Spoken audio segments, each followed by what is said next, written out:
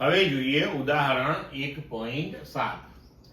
એક electron 2 × 10⁴ newton પર કુલમ્બના નિયમિત વિદ્યુત ક્ષેત્રમાં 1.5 સેન્ટીમીટર જેટલા અંતરનું પતન પામે છે. આકૃતિ A. વિદ્યુત ક્ષેત્રનું માન અચળ રાખીને તેની દિશા ઉલટાવવામાં આવે છે અને તેમાં એક પ્રોટોન તેટલા જ અંતરનું પતન પામે છે. દરેક કિસ્સામાં પતન માટે લાગતો સમય ગણો. ગુરુત્વની અસર હેઠળ મુક્ત પતન સાથેનો તફાવત સમજાવો. હવે હમણાં જ આપણે આગળ જોયું કે F = Q × E. તો હંમેશા યાદ રાખજો કે ધન વિદ્યુત ભાર જે હોય તેની ઉપર આપેલા વિદ્યુત ક્ષેત્રમાં વિદ્યુત ક્ષેત્રની દિશામાં બળ લાગે અને ઋણ વિદ્યુત ભાર પર વિદ્યુત ક્ષેત્રની વિરુદ્ધ દિશામાં બળ લાગે. બરોબર? હવે અહીંયા આગળ બંને કિસ્સામાં અંતર સમાન છે. તો સૌથી પહેલા આપણે એક કામ કરીએ કે કોઈ પણ Q વિદ્યુત ભારને આપેલા વિદ્યુત ક્ષેત્ર E માં D જેટલું અંતર કાપવા માટે લાગતો સમય કેટલો એનું સમીકરણ તૈયાર કરીએ આપણે. બરોબર છે? તો કોઈ પણ Q વિદ્યુત ભારને તમે જ્યારે વિદ્યુત ક્ષેત્ર E માં મૂકો તો એ QE જેટલું બળ અનુભવે છે. તો આપણે લખી શકીએ કે F = Q × E. હવે Q અને E બંને અચળ છે તો બળ અચળ થઈ ગયું. હવે બળ બરાબર દળ ગુણ્યા પ્રવેગ ન્યૂટનના ગતિના બીજા નિયમ અનુસાર. તો E = QE/m. તો હવે પ્રવેગ પણ અચળ થઈ ગયો. m એ Q વિદ્યુત ભાર ધરાવતા કણનું દળ થઈ ગયું અહીંયા. તો પ્રવેગ અચળ થયો. તો હવે આપણે અચળ પ્રવેગી ગતિના સમીકરણો જે ભણી ગયા હતા એનો ઉપયોગ કરી શકીએ કે જેમાં આપણી પાસે એક સમીકરણ છે કે D = ut + ½ at². મુક્ત પતન કરે છે એટલે u શૂન્ય થઈ જશે. D ધારો કે h અંતર કાપે છે વિદ્યુત ક્ષેત્રમાં તો D ની જગ્યાએ આપણે h લીધો તો ½ at².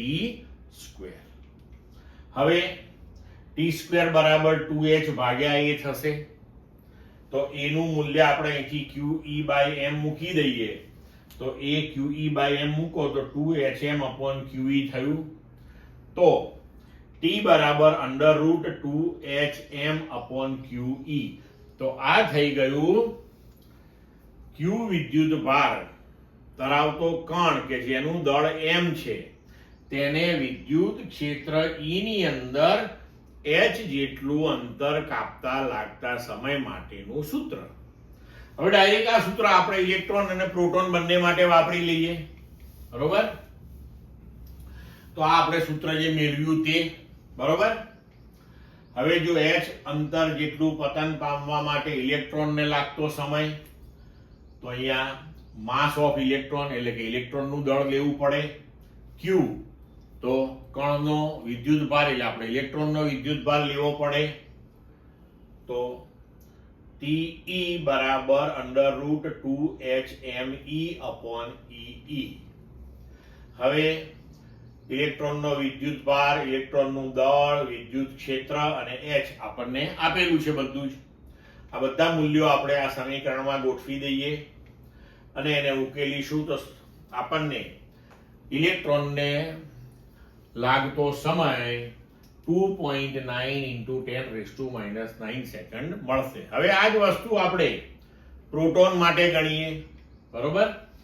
તો h અંતર જેટલું પતન પામવા પ્રોટોનને લાગતો સમય.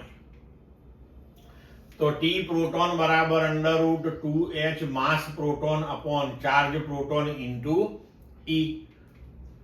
ફરી પાછા આપણે આ બધા જ મૂલ્યો આમાં ગોઠવી દઈએ તો TP = √ આ મળશે આપણને. હવે આને જો ઉકેલીએ તો આપણને જવાબ મળશે 1.3 × 10⁻⁷ સેકન્ડ. હવે બંને જવાબોને તમે સરખાવો. જુઓ તો ઇલેક્ટ્રોનને 10⁻⁹ ના ઓર્ડરમાં અને આને 10⁻⁷ સેકન્ડ. એટલે કે ઇલેક્ટ્રોન કે જે હલકો કણ છે, પ્રોટોન કે જે ભારે કણ છે, તો અહીં તમે જોઈ શકો છો કે હલકા કણને ઓછો સમય લાગ્યો, જ્યારે ભારે કણને વધારે સમય લાગ્યો.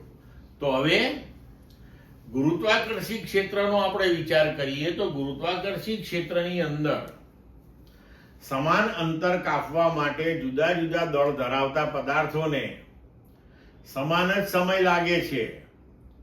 એ પદાર્થના દળ ઉપર આધાર રાખતો નથી. બરોબર? એટલે કે ગુરુત્વની અસર હેઠળ મુક્ત પતનની પરિસ્થિતિ કરતા મૂળભૂત રીતે આ વિરુદ્ધ છે. કારણ કે મુક્ત પતનમાં તો પતનનો સમય પદાર્થના દળ પર આધારિત નથી. ગુરુત્વાકર્ષી ક્ષેત્રમાં એ આધારિત નથી. બરોબર છે?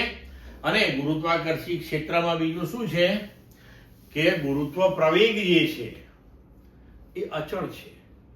જે તે ગ્રહ માટે, ગ્રહના નજીકના વિસ્તારો નો ડાઉટ બદલાય અંતર સાથે ને બધું આપણે ભણ્યા, પણ નાના અંતર માટે અને ગ્રહની નજીકમાં તમે એને અચલ લઈ શકો છો.